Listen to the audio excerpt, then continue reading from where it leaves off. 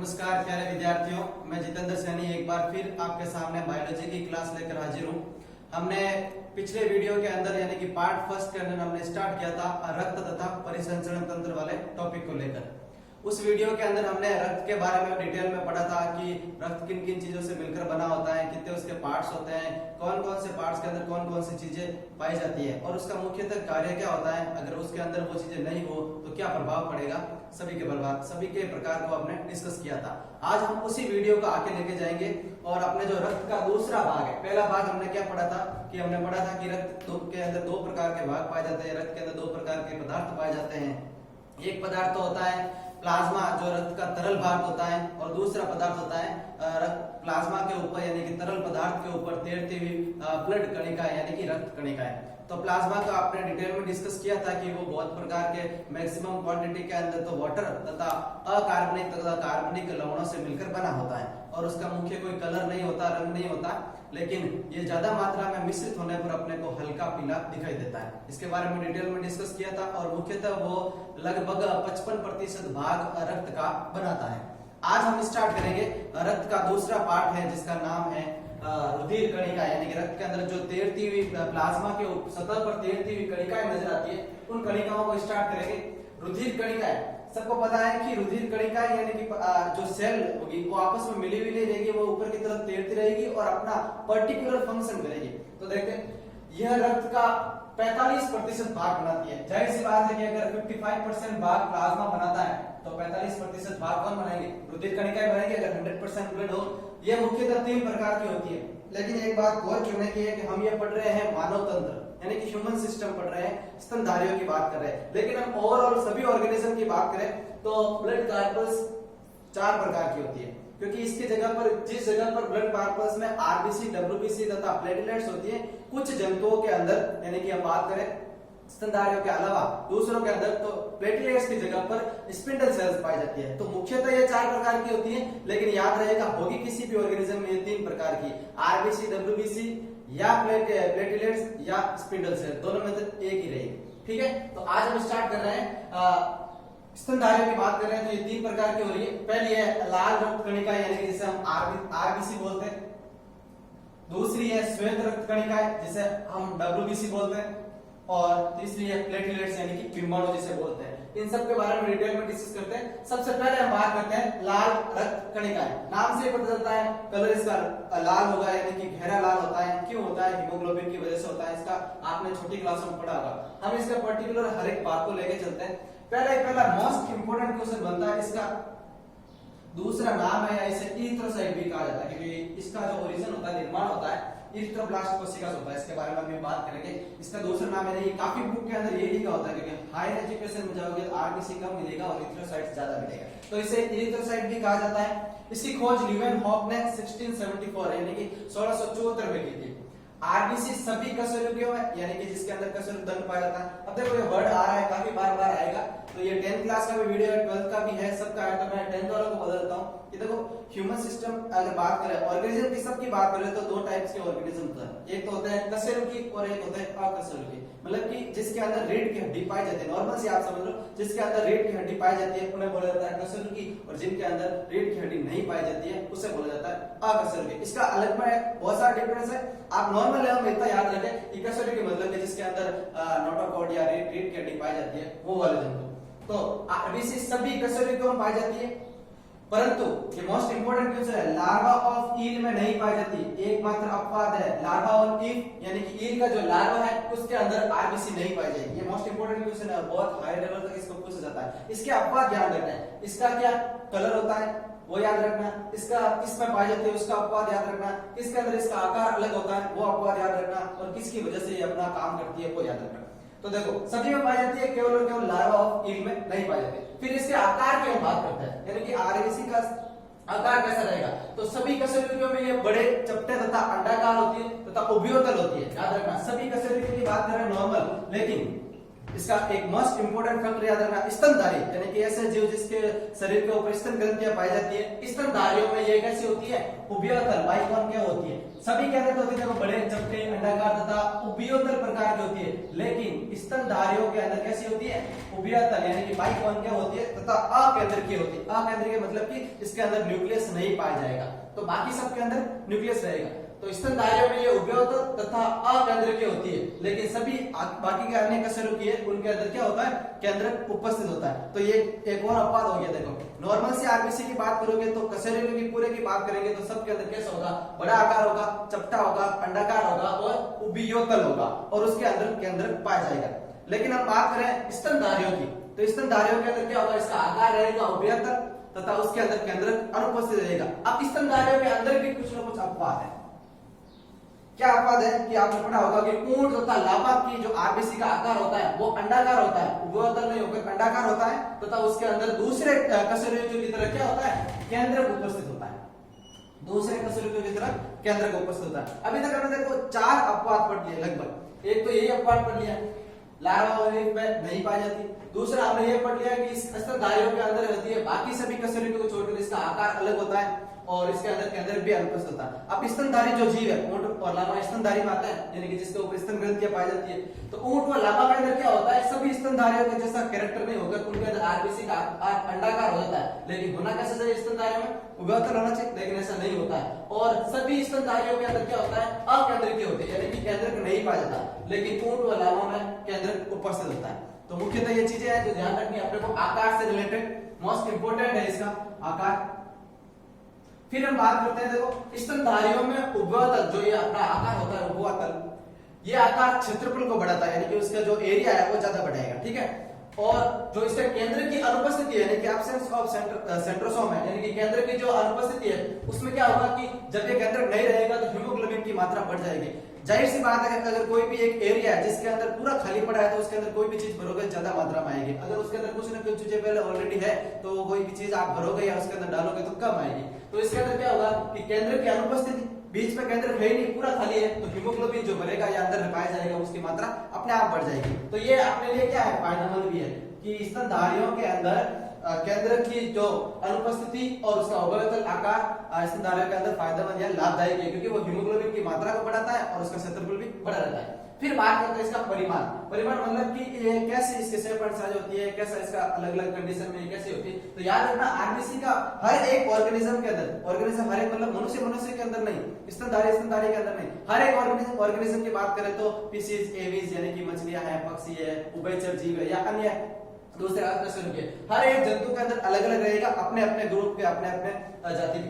फिर मनुष्य में इसका व्यास होता है 7.5 यानी कि 7.5 माइक्रोन या म्यू, और इसकी मोटाई होती है लगभग 2 माइक्रोन के आसपास। ये कोई नहीं पूछता क्योंकि इसका व्यास मापन इकाई क्योंकि आरबीसी की संख्या बहुत ज्यादा होती है, तो अपने को नॉर्मल से याद रखना है कितना हो सकता है। ये एवरेज है, अलग-अलग बुक में अलग-अलग मिलेगा अकॉर्डिंग टू एनसीईआरटी और आरबीसी ये दिया गया है, इसलिए मैं आपको ये बता रहा हूं। फिर बात करें स्तनधारियों में आरबीसी की जो संख्या होती है वो अन्य कशेरुकियों से ज्यादा होती है। अन्य कशेरुकियों को से देखो कशेरुकी के अंदर 5 प्रकार के ग्रुप आप मान लो या उसके संघ मान लो। एक होता है एविस पक्षी वर्ग, एक होता है पिस्सीज मछली वर्ग, और एक होता है एम्फीबिया यानी कि जो उभयचरी है, एक होता है रेप्टाइल्स रेंगने वाले, और एक होते हैं अपने स्तनधारी। तो 5 प्रकार के जो स्तनधारियों के अंदर संघ या पाए जाते हैं ग्रुप, उनके अंदर स्तनधारी में आरबीसी की संख्या सबसे ज्यादा होती है। फिर बात करते हैं इसका जीवन काल। देखो इसको लेकर बहुत लोग कंफ्यूज होते हैं। जीवन काल मतलब इसके अंदर कोई आत्मा का निवास नहीं होता कि ये मर जाती है। जीवन काल का मतलब है कि आपने पढ़ा होगा कि आरबीसी का जीवन काल 120 दिन अप्रोक्सीमेटली होता है, लगभग 120 दिन तक होता है। अभी 120 दिन क्या है, उसके बाद वो मरती नहीं। याद रखना आरबीसी का काम क्या है, आरबीसी के अंदर हीमोग्लोबिन पाया जाता है। हीमोग्लोबिन क्या करेगा, ऑक्सीजन को अपने ऊपर ढोकर यानी कि अपने साथ रखकर बॉन्ड बनाकर कैरी करता है। तो एक आरबीसी का लगभग 120 दिन जीवन काल से मतलब है कि ऑक्सीजन के परिवहन की क्षमता का नष्ट हो जाना, यानी कि वो एक आरबीसी अपने साथ 120 दिन तक की ऑक्सीजन को लेकर जाती है, अलग अलग कोशिकाओं तो उसको लेकर साथ में घुमाती है या ढोती है या अपने साथ लेकर जाती है, परिवहन कराती है। 120 दिन के बाद उसके अंदर क्या होती है, वो क्षमता नष्ट हो जाती है, फिर वापस नई आरबीसी बनती है। तो जीवन काल से मतलब है कि स्तनधारियों में लगभग 120 दिन का जीवन काल होता है, जिसका ये तात्पर्य है कि ऑक्सीजन के परिवहन की क्षमता का नष्ट होना, यानी कि प्रत्येक आरबीसी का काम क्या होता है कि उसके अंदर हीमोग्लोबिन पाया जाता है जो ऑक्सीजन के साथ ऑक्सी हीमोग्लोबिन बंध बनाता है जो ऑक्सीजन का परिवहन करता है। अब हम आरबीसी के निर्माण की बात करें तो देखो आरबीसी की जो निर्माण की प्रक्रिया होती है उसे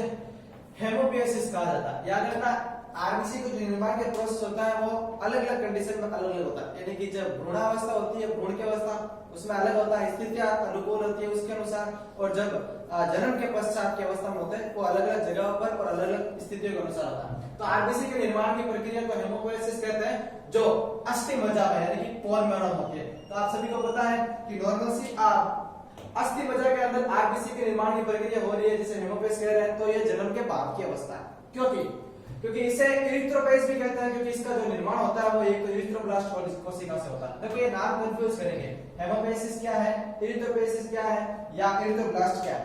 आरबीसी को का जो निर्माण होता है वो इरिथ्रोब्लास्ट कोशिका से होता है, इसलिए इसके निर्माण के प्रोसेस को इरिथ्रोपोएसिस भी कहते हैं। ठीक है, इसके निर्माण की प्रक्रिया बोन मैरो में होती है, इसलिए इस प्रक्रिया को हेमोपोएसिस भी कहा जाता है। ठीक है, ये दोनों आपस में जुड़े हुए हैं। फिर मैं बात करूं क्योंकि जो भ्रूण की अवस्था होती है यानी कि जन्म से पहले की अवस्था, तो भ्रूणावस्था के अंदर जो आरबीसी का जो निर्माण होता है वो किसके अंदर होता है, यकृत व प्लीहा के अंदर होता है। यकृत और प्लीहा आपको नाम देख के पता चल गया होगा कि सर ये यकृत और प्लीहा को तो हम आरबीसी का कब्रिस्तान कहते हैं, क्योंकि जन्म के बाद तो यकृत और प्लीहा के अंदर क्या होता है, टूटी फूटी आरबीसी को स्टोर किया जाता है। तो लेकिन इससे पहले यानी कि जन्म से पहले भ्रूण अवस्था के अंदर आरबीसी का निर्माण मोस्ट इंपोर्टेंट है यकृत और प्लीहा में ही होता है, बोन मैरो में नहीं होता।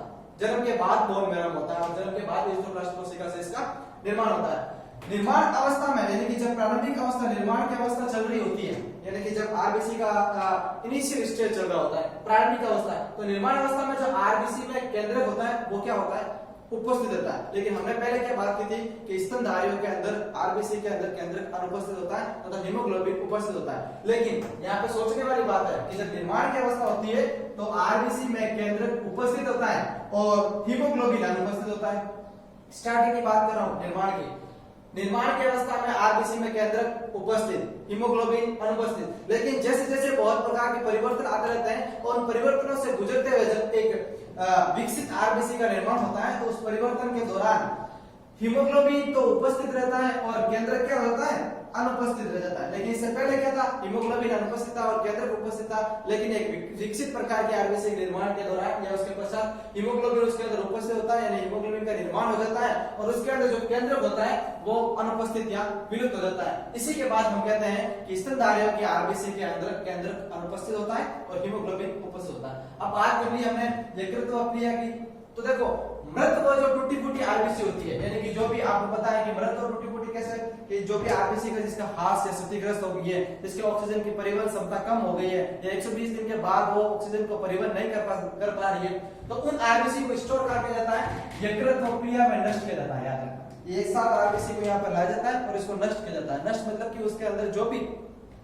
आरबीसी की कोशिका द्रव्य में कुछ पदार्थों का विघटन हो गया उनको नया किया जाता है, उनको वापस विकसित किया जाता है और अनेक जो अपशिष्ट पदार्थ है उनको हटाया जाता है, जिससे क्या होता है उनको नष्ट कर दिया जाता है और एक नई आरबीसी को बनाया जाता है। अब आपको पता है कि आरबीसी का निर्माण होता ही रहता है, तो लगभग 140 लाख प्रति मिनट की दर से नई आरबीसी का निर्माण होता है, यानी कि 1 मिनट के अंदर क्या होता है 140 लाख आरबीसी अपनी बॉडी के अंदर बनती रहती है। तो ये प्रोसेस बहुत ही फास्ट चलता है, क्योंकि इसमें क्या करता है यकृत और प्लीहा के अंदर जो भी वेस्ट पार्टिकल्स है, वेस्ट सब्सटेंसेस है, उनको हटाकर नई आरबीसी का निर्माण फटाक से कर दिया जाता है। तो लगभग 140 लाख प्रति मिनट की दर से नई आरबीसी का निर्माण होता है। कहां पर होता है, याद रखना आरबीसी के निर्माण की प्रक्रिया अस्थि मज्जा में होती है। वहां पर यकृत व प्लीहा के अंदर मृत व टूटी फूटी आरबीसी का किया जाता है, स्टोर किया जाता है। ये जन्म के पहले की अवस्था थी, जन्म के बाद अस्थि मज्जा बोन मैरो के अंदर उसके अंदर आरबीसी का निर्माण होता है। फिर देखो आरबीसी के कोशिका द्रव्य में हीमोग्लोबिन, यानी कि आपने नाम सुना होगा हीमोग्लोबिन पाया जाता है।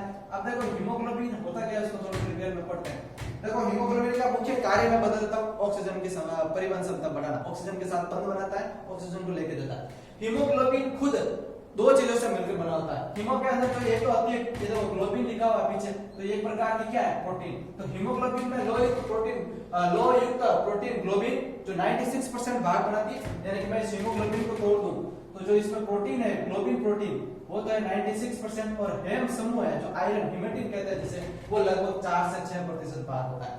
ठीक है, आरबीसी के कोशिका द्रव्य में हीमोग्लोबिन में लो युक्त प्रोटीन जो ग्लोबिन प्रोटीन होती है वो 96% तक होती है, और तथा आयरन के जो यानी कि लोह के जो यौगिक होते हैं वो हीमेटिन जो 4 से 6% होकर एक हीमोग्लोबिन का निर्माण होता है। हीमोग्लोबिन का कार्य आपको याद रखना है, मैं यहाँ पे लिख देता हूँ। इसका कार्य होता है ऑक्सीजन के साथ बंध बनाना,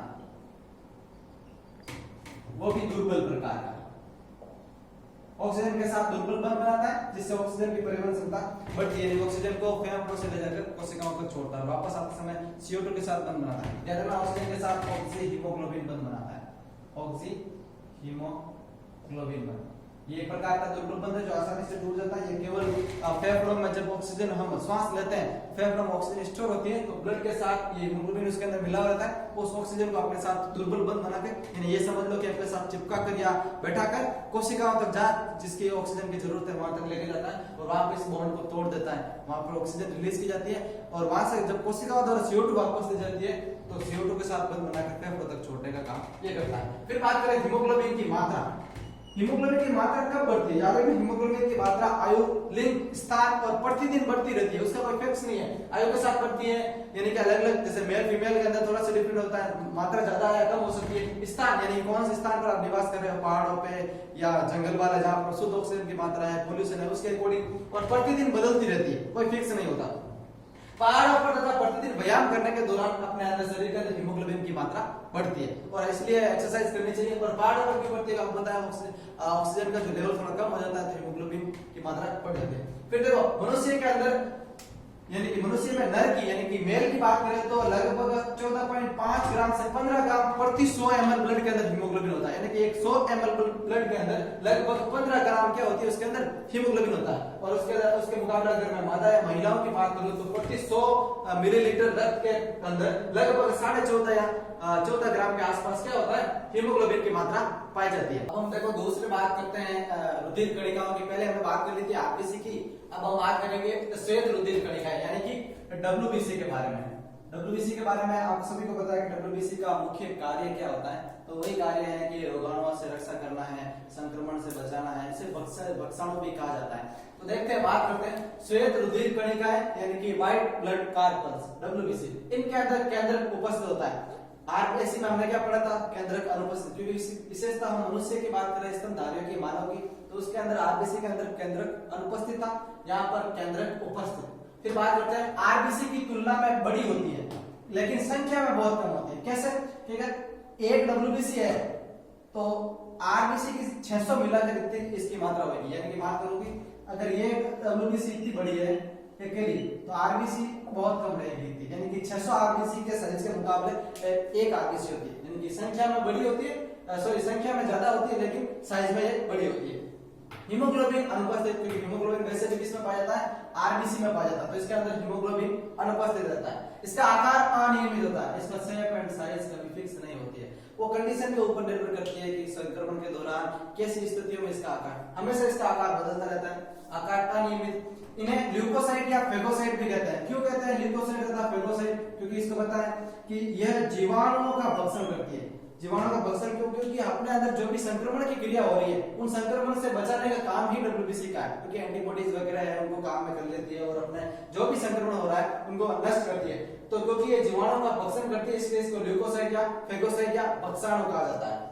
इसका परिमाण की बात करें तो लगभग मानव के अंदर 8 से 15 माइक्रोन तक इसका परिमाण होता है व्यास के रूप में बात करें तो, और इसकी संख्या बात करें तो लगभग 6000 से 8000 मिलीमीटर क्यूब तक होती है, 6000 से 8000 तक होती है। अब इसकी संख्या अगर ऊपर नीचे हो जाए तो कुछ न कुछ बदलाव हो जाएगा, क्योंकि WBC क्या काम करती है कि किसी भी जीव को या अनएक्सपेक्टेड जो भी कुछ रक्त के साथ मिल गया उसका भक्षण करने का काम करती है। तो काफी बार इनकी संख्या में कमी या अधिक होने पर अपने अंदर रोग हो जाता है, तो उनके बारे में बात करेंगे। लेकिन इसका निर्माण याद रखना प्लिया तथा लसिका घावों में होता है, इंपॉर्टेंट है। आरबीसी का निर्माण हमने पढ़ा था, आरबीसी का निर्माण भ्रूणावस्था में होता है यकृत तथा प्लिया के अंदर, और जन्म के बाद किसमें होता है? बोन मैरो में होता है।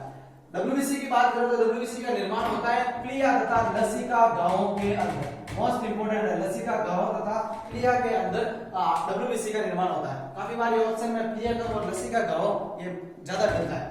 फिर बात करें गर्भावस्था में WBC की संख्या बढ़ जाती है, या किसी भी प्रकार के कोई भी संक्रमण हो उस संक्रमण में भी इसकी संख्या बढ़ जाती है। याद रखना गर्भावस्था के दौरान WBC की संख्या बहुत ज्यादा मात्रा में बढ़ जाती है। फिर डब्ल्यूबीसी की संख्या कम होने पर क्या होता है, अधिक होने पर क्या होता है? तो नॉर्मल सी बात है कि जब डब्ल्यूबीसी की संख्या कम हो जाए, कितनी, क्योंकि अपने एवरेज अपने को पता है कि 6000 से 8000 मिलीमीटर क्यूब तक होती है। अगर 6000 से भी कम हो जाए या 8000 से भी ज्यादा हो जाए तो कुछ न कुछ प्रभाव पड़ेगा, कुछ न कुछ रोग हो जाएंगे। उन रोग की या उन डिजीज के बारे में देखते हैं। तो डब्ल्यूबीसी की संख्या कम होने पर यानी कि 4000 मिलीमीटर क्यूब से भी अगर कम हो जाए, उससे भी नीचे चले जाए तो ल्यूकोपेनिया रोग हो जाता है अपने अंदर। और अगर डब्ल्यूबीसी की संख्या 8000 से भी ज्यादा हो जाए और लगभग 10000 से भी पार चली जाए, यानी कि 10000 से भी ज्यादा हो जाए, तो अपने अंदर ब्लड कैंसर यानी ल्यूकेमिया रोग हो जाता है। ये मोस्ट इंपोर्टेंट है, क्वेश्चन पूछा जाता है काफी बार। तो डब्ल्यूबीसी की संख्या कम होने पर और अधिक होने पर दो प्रकार के रोग होते हैं, ल्यूकेमिया और ल्यूकेमिया। 4000 से भी कम हो जाए तो ल्यूकोपेनिया, और 10000 यानी 8000 नॉर्मल एवरेज रहता है, अगर 10000 से भी ज्यादा, अति ज्यादा, तो उसमें ब्लड कैंसर हो जाता है, उसे ल्यूकेमिया रोग कहते हैं। ठीक है, फिर बात करते हैं हम डब्ल्यूबीसी की। तो हमने पहले एक फ्लो चार्ट बनाया था, तो हमने डिस्कस किया था कि डब्ल्यूबीसी दो प्रकार की है, दो टाइप्स की होती है। एक होती है कणिका रहित, यानी कि ऐसे डब्ल्यूबीसी की कोशिका जिसके अंदर ग्रेन्यूल्स यानी कण नहीं पाए जाते, और एक होती है जिसके अंदर ग्रेन्यूल्स या कण पाए जाते हैं। तो देखो, कणिका रहित डब्ल्यूबीसी दो प्रकार की होती है, एक होती है मोनोसाइट और एक होती है लिम्फोसाइट। और कणिकामय जो डब्ल्यूबीसी होती है वो इओसिनोफिल, बेसोफिल और न्यूट्रोफिल तीन प्रकार की पाई जाती है। तो अब हम पहले बात करेंगे कणिका रहित डब्ल्यूबीसी की, मोनोसाइट और लिम्फोसाइट के बारे में। हमने बात की थी डब्ल्यूबीसी दो प्रकार की होती है, एक होती है कणिका रहित और एक होती है कणिकामय। पहले हम बात करते हैं कणिका रहित यानी कि एक ग्रेनुलोसाइट डब्ल्यूबीसी की, यानी कि ऐसी श्वेत रुधिर कणिकाएं जिनके कोशिका द्रव्य में कणिकाएं नहीं पाई जाती, यानी कि जो ग्रेनुल्स या कणनुमा संरचनाएं होती वो नहीं पाई जाएगी। यह सरल, गोल तथा अखंडित केंद्र की होती है। याद रखना, इनका जो केंद्र रहेगा वो टूटा फूटा या खंडित नहीं रहेगा, और ये हमेशा सरल और गोल, इनका शेप एंड साइज लगभग सरल, यानी कोई फिक्स तो होता नहीं, लेकिन इनको देखने पर सरल और गोल नजर आती है केंद्र वगैरह। फिर बात करते हैं कणिका रहित जो डब्ल्यूबीसी होती है वो दो प्रकार की होती है, एक होती है मोनोसाइट और एक होती है लिम्फोसाइट। पहले बात करते हैं हम मोनोसाइट के बारे में।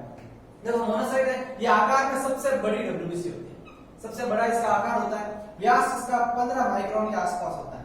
संख्या में बात करें तो इसकी संख्या होती है 100 से 400 मिलीमीटर क्यूब। याद रखना, संख्या में ये थोड़ी कम रहेगी। मोस्ट इंपोर्टेंट है कि इसका जो केंद्र गोल होता है और कभी कभी सेब के बीज का आकार का होता है। याद रखना, एक आप पढ़ोगे उसमें कहीं पे मिलेगा आपको बायोलॉजी में सेब के बीज, वो होता है बीन्स का, और यहाँ पर है सेब यानी एप्पल का बीज, दोनों में फर्क है। ठीक है ना, यहाँ पर जो है वो एप्पल यानी कि सेब के बीज के आकार का केंद्र हो जाता है। इसका इंपोर्टेंट है निर्माण अस्थिमज्जा में, मुख्यतः सभी चीजों का निर्माण अस्थिमज्जा से हो रहा है। निर्माण अस्थिमज्जा में कौन सी कोशिका? मोनोप्लास्ट कोशिका मतलब होता है किसका? मोनोसाइट का। अस्थिमज्जा की मोनोप्लास्ट कोशिकाओं से यह गतिशील होती है, इंपोर्टेंट है क्योंकि इसका काम क्या है? भक्षण करना है। तो गतिशील होती है, चल के या गति करके जाएगी। यह गतिशील होती है तथा जीवाणुओं का भक्षण करने की क्षमता पाई जाए, क्योंकि जीवाणुओं का भक्षण करने के लिए गतिशीलता होती है। इसी प्रकार हम कह सकते हैं इनकी संख्या कम होना और व्यास थोड़ा बड़ा होना जीवाणु के भक्षण में मदद करता है। यह नष्ट उत्तर को हटाती है, यानी कि जो भी नष्ट हो गए उत्तर है उनको हटाने का काम भी करती है। शरीर के पुनरुत्थान के लिए मार्ग बनाती है, मोस्ट इंपोर्टेंट है। पुनरुत्थान करती नहीं है। पुनरुत्थान किसे होता है पता होगा आपको? कोई भी शारीरिक पार्ट या उत्तकों का नष्ट होने पर उसके समान नए उत्तक का या नई कोशिकाओं का निर्माण होकर निर्माण की प्रक्रिया को पुनरुत्थान कहते हैं। तो पुनरुत्थान के लिए मार्ग बनाती है। फिर बात करते हैं हम कणिका रहित कोशिका, जिसके मोनोसाइट की हमने बात कर ली थी। इसका दूसरा पार्ट है वो है लिम्फोसाइट। इसका मुख्य कार्य याद रहेगा आपको, इसका मुख्य कार्य होता है जीवाणु का भक्षण करना, ये इसका कार्य है, जीवाणु का भक्षण करना। अब हम बात करेंगे कणिका रहित का दूसरा पार्ट लिम्फोसाइट। नाम से बदलता है लिम्फोसाइट से, यानी कि एंटीबॉडी से आएगा। लिम्फ कुल डब्ल्यूबीसी का 20 से 25% भाग बनाती है, यानी कि टोटल डब्ल्यूबीसी का लगभग 25% भाग बनाती है। और संख्या इसकी बहुत ज्यादा होती है, लगभग 1500 से 2400 यानी 2400 मिलीमीटर क्यूब तक इसकी संख्या होती है। इसमें केंद्रक अपेक्षाकृत बहुत बड़ा गोल होता है, क्योंकि पहले हमने बात कर ली थी कि केंद्रक क्या नहीं रहेगा, खंडित नहीं रहेगा, यानी कि अखंडित रहेगा, यानी कि टूटा फूटा नहीं रहेगा, एकदम फिक्स रहेगा। तो अपेक्षाकृत बड़ा तथा गोल होता है। लिम्फोसाइट्स दो प्रकार की होती है, छोटी लिम्फोसाइट और बड़ी लिम्फोसाइट। अभी दोनों का काम सेम ही होता है, लेकिन छोटी लिम्फोसाइट क्यों? क्योंकि इसका आकार 8 माइक्रोन तक होता है, इसलिए इसे बोलते हैं छोटी लिम्फोसाइट। केंद्रक बड़ा और इसका गोल रहेगा। लेकिन बड़ी लिम्फोसाइट का आकार रहेगा 12 माइक्रोन, लेकिन इसका केंद्रक छोटा तथा गोल रहेगा। तो उल्टा है, छोटी लिम्फोसाइट आकार कम रहेगा इसलिए इसका नाम है छोटी लिम्फोसाइट, लेकिन इसका केंद्रक बड़ा तथा गोल रहेगा। बड़ी लिम्फोसाइट की बात करें इसका आकार बड़ा है क्योंकि 12 माइक्रोन तक इसका आकार है, लेकिन इसका जो केंद्रक है वो छोटा और गोल है। तो ये दोनों एक दूसरे के व्युत्क्रमानुपात होते हैं। फिर बात करेंगे कार्य की, तो लिम्फोसाइट का मुख्य कार्य है एंटीबॉडीज का निर्माण करना। अपनी बॉडी के अंदर एंटीबॉडीज का निर्माण करने का कार्य कौन करता है? लिम्फोसाइट का कार्य करता है। तो आज हमने क्या क्या पढ़ा है? आज हमने ब्लड कार्पस स्टार्ट किया था, उसमें आरबीसी को डिस्कस किया था। फिर हमने डब्ल्यूबीसी के बारे में पढ़ा, डब्ल्यूबीसी के कणिका रहित वाले पार्ट के दोनों पार्ट हमने पढ़ लिए। अपने नेक्स्ट वीडियो के अंदर हम कणिका में श्वेत रुधिर कणिकाओं को आगे डिस्कस करेंगे। तब तक आप हमारे साथ जुड़े रहें। आर के एजुकेशन का उत्साह आपके लाइक, आपके वीडियो देखने के ऊपर, आपके शेयर करने और आपका जो भी फीडबैक आ रहा है उसके ऊपर निर्भर करता है। इसलिए आप ज्यादा से ज्यादा सपोर्ट करें और पढ़ाई करते रहिए। Thank you.